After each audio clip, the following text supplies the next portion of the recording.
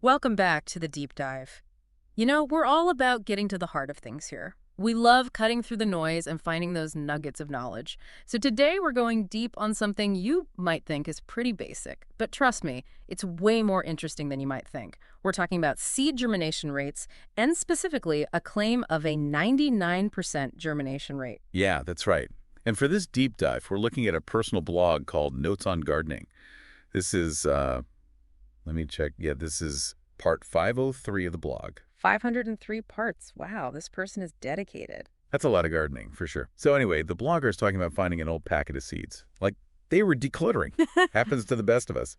And they'd bought these seeds a while back. I guess they just forgot about them. So, like you do. And the interesting thing is what was printed right on the seed packet, which the blogger helpfully included a picture of. A big, bold claim of a 99% germination rate. Almost a guarantee that every seed is going to sprout. Yeah, that's pretty bold. But it makes you think, can we really expect that kind of near-perfect germination, especially when these seeds have been sitting around who knows where for who knows how long? I mean, what does that 99% even mean in this context? It's a really good question. I mean, 99% sounds amazing. But any gardener will tell you, getting every seed to sprout, it's like winning the lottery. It's practically a miracle. Right. So what are the things that actually affect whether a seed decides to wake up and grow? Like, is there some kind of timer inside? Well, I know seeds have all the instructions they need to grow packed inside, but they don't last forever. Exactly. All those biological processes that happen inside the seed that let it germinate, they kind of wear down over time, even if you store them perfectly.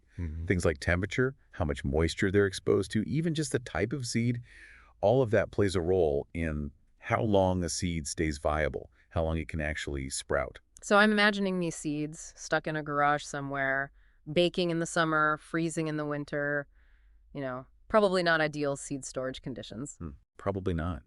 And that makes you wonder about that missing expiration date the blogger mentioned. Like, if those seeds were tested and got a 99% germination rate at some point, how long ago was that? Yeah, that missing expiration date, it's a big deal. Without it, we're just guessing. We don't know how long those seeds were supposed to stay viable, how long they were expected to maintain that 99% germination rate. It's like seeing an ad that says 95% customer satisfaction, but you have no idea who they asked or how they measured satisfaction. It's all about context, right? The number by itself doesn't tell the whole story. Exactly.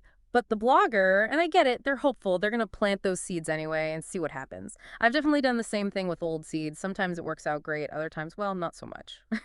It's the hope that springs eternal, right? It's just- Especially for us gardeners.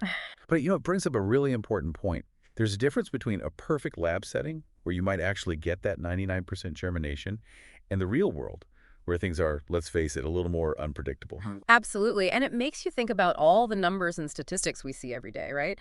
How often do we just accept them without asking, okay, but what's the context? What information am I missing? We're bombarded with numbers all the time, but we don't always stop to think about what's behind them. So let's bring it back to our seed saga. We've got this optimistic 99% germination claim, but the seeds are old, they've been stored who knows how, and there's no expiration date. A lot of unknowns. A lot of unknowns.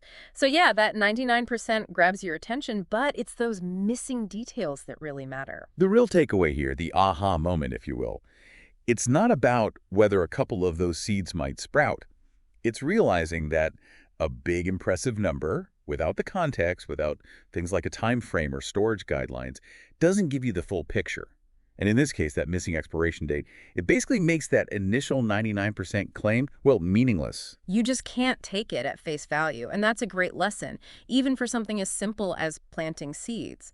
Taking a minute to look beyond those surface-level claims, to consider what information might be missing, it can make a huge difference in how you understand things. It really can. So we'll leave you with this. Think about other areas in your life where you encounter these big, impressive numbers. Maybe it's in advertising or in data you see at work. What happens when you start asking, what's missing here? What's the context I need to really understand this? Food for thought. And that's the deep dive for today. Thanks for joining us, and we'll see you next time. Until then, happy gardening and happy number crunching.